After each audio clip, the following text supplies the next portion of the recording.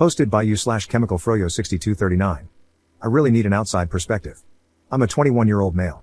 I ended up in foster care at 9 years old because of the abuse I suffered at the hands of my stepfather, a man my mom kept choosing over me. Despite all the support and interventions that were supposed to protect me, my mom refused to kick him out. Even after she had a restraining order against him, she still let him back into our lives. Meanwhile, she went on to have 2 more children with this man, my half-brothers, who are now 19, Richie, and 16, James. It got to the point where it was obvious that no matter what, she would keep letting him back into our lives and allow him to make me a scapegoat for anything that was wrong in his life, so I ended up being removed. After I was removed from the home, my mom was allowed to keep and raise my brothers as if nothing had happened. From what I know, my stepdad never laid a hand on them. My mom and this man are still together, I know because I've checked her Facebook more times than I'd like to admit. Growing up, it was devastating to realize that my mom would rather give me up than fight for me. She could have kept me if she'd just left him, but she didn't. This abandonment left me with deep scars and a lot of issues to deal with as I grew up. It didn't help that she cut off all contact with me almost as soon as I was placed in foster care. She wouldn't even show up for court-ordered visits. Foster care was also really rough for me. I bounced around 3 different families, and it wasn't until the last one that I got any therapy to help me make sense of what had happened. A few days ago, out of nowhere, I got a Facebook message from Richie and James. They said they'd been thinking about me a lot and want to get to know me. They even mentioned that our mom talks about me sometimes and wonders how I'm doing. They said they'd like to start some kind of relationship if I'm open to it. Richie even said he would be willing to drive him and James to visit me wherever I am in the country. They both seemed nice in this message, and I don't have an issue with either of them. At first, I was going to ignore the message because I don't want anything to do with my biological family. But then a darker thought crossed my mind. This could be my one and only chance to expose my stepdad for the monster he truly is. I could finally tell my half-brothers everything he did to me, everything he put me through, and let the truth come crashing down on them. I know that if I do this, it'll probably destroy any chance of having a relationship with them, but honestly, I'm not sure I want one anyway. I told my friend that I was thinking about doing this, and he said it's a really bad idea that won't accomplish anything I want it to. He said it will most likely just cause them to think I'm bitter and mean and won't make them have any issues with their dad. But, while I know it would be a difficult thing to process, I would want to know if my dad was like that. I would want to know the truth about how my dad treated other children. I don't know how much they know about why I was removed into care. So, would I be wrong if I went through with it? Update 3 days later. Hey everyone, I wanted to come back and give you all an update. First off, thanks for all the advice and different perspectives. I really needed to hear them. After thinking a lot about what everyone said and having a session with my therapist, I realized that my initial plan to tell my brothers everything about my stepdad wasn't really about helping them. It was more about me still holding on to the anger and hurt from my past, and that's not fair to them. A lot of you pointed out that they probably don't know the full story and are innocent in all this, and honestly, that hit hard. I decided to reach out to my brother Richie and told him I'd like to meet up. I didn't mention anything about our mom or the stepdad situation. I figured if we're going to start a relationship, it's better to take things slow and not dump all that heavy stuff on them right away. We ended up meeting at a cafe. I was super nervous, but when I saw them, it actually felt nice. They were both really nice, and we just talked about normal stuff, like what we've been up to, our favorite football teams, that sort of thing. It was weirdly easy to chat with them. At one point, James asked why I was placed in foster care. That caught me off guard, but I decided to keep it vague and just said that things were complicated at home back then, and that going into care was what was best for me at the time.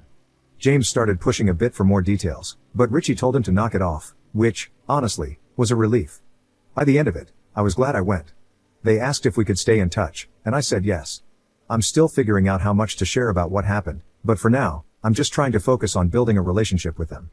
I've realized that while the past is important, it doesn't have to dictate how things go with them now. So yeah, thanks again to everyone who helped me see things more clearly. I'm feeling a lot more hopeful about this, and I'm really glad I didn't just go with my gut reaction to tell them everything right off the bat. We'll see where things go from here, but I'm cautiously optimistic. Update 2 1 week later. Before anything, I want to say that I read a lot of your comments. So many were saying I was selfish for wanting to expose my stepdad, while others were saying I was a coward for not doing so. Some people argued that I was allowing the abuser to get away with it by not telling my brothers, and I even received DMs calling me an abuse apologist. Some accused me of being a liar for not answering the question James asked when we first met. I never said I wasn't ever going to talk to them about my past. In my last post, I specifically mentioned that I'm still working on sharing my past in a healthy way, with help from my therapist. Yet, I had people acting like they knew best and that I should just tell them both right away, with so many arguing about it one way or the other.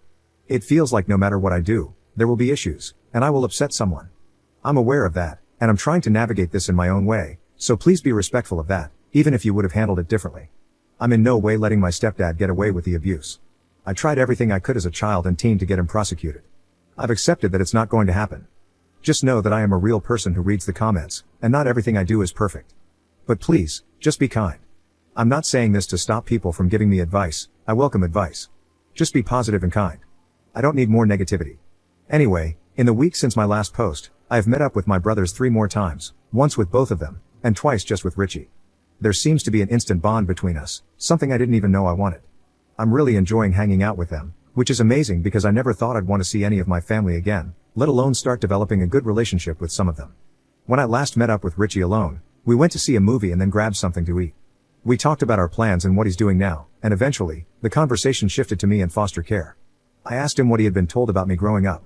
He said they hadn't been told much, but that our mom sometimes talks about me. I asked him what he remembered of me and why I was taken into care. He said he has some memories, fuzzy ones and some clearer ones, but he didn't know for certain what happened. He recalled a lot of fighting and arguing between me and our stepdad. He mentioned having one very clear memory of me but wasn't sure if it was appropriate to share it. When he asked me what I remembered, I told him it was difficult for me to talk about with people. He said he understood if I didn't want to get into it. I asked Richie what his clear memory was, and he recalled me being about 8 years old. He remembered our stepdad taking off all my clothes, putting a dog collar on me, and making me eat dog food. He said he remembered his dad hitting me with a belt as I cried while eating out of the dog bowl. This actually happened many times while I was growing up, but Richie said he only remembered it happening once. I started crying, and Richie immediately apologized for bringing it up, but I told him not to. I was actually relieved that he remembered some of the abuse I went through. He guessed that the abuse by our stepdad was the reason I was taken away, and I confirmed it. I asked if our stepdad had ever abused him or James, and he said no, he hadn't. However, Richie mentioned that he wasn't close to either our mom or his dad. He said they were never amazingly loving people, but they never abused him or James. He apologized again. We talked more about our childhood, and I felt safer opening up about the abuse since Richie already remembered some of it. We discussed it further, with me trying to answer his questions and him answering some of mine. He asked if the trauma still impacts me now, and I was honest, telling him that it does and that I've attempted to end my own life multiple times because of it. He apologized for not being there for me and for not sticking up for me. I assured him that nothing that happened was his fault or mine, and that we can't change the past. After we finished, we both went home. Later, he messaged me saying he's glad I grew up and managed to keep living. I think he meant it in a sweet way, even though it came off a little awkward. I feel really amazing knowing that I have a brother who seems to care about me. Just a few weeks ago, I couldn't have imagined that he would even like me.